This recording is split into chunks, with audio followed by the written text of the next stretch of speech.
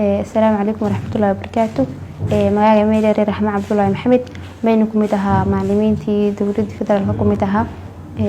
ما يدنك فرحسنا ورتنتي معلنتي بريئة معلنتي معلمينتا لباتيني كوغو نوفمبر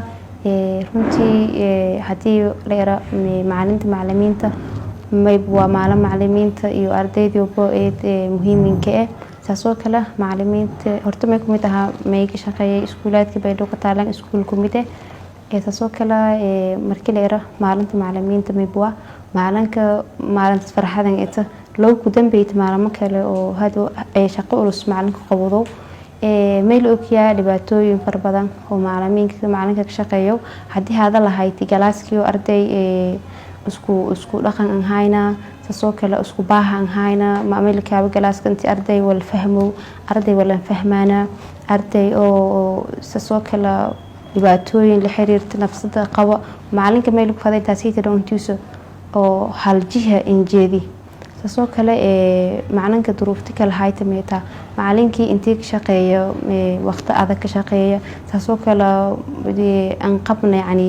wal oo baahatiro macallinka taasoo kale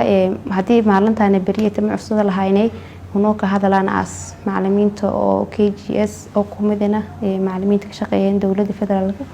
macallinka intii la warqabo la buuyo baahada markaas ay tuusulay caqabadooda isku badan yihiin laakiin hal ilaa markii sheegna koo horta macallinka may buuha qofka kaliya meelo oo soo lagu maamulo may buu waajib sheeyo macallinka intii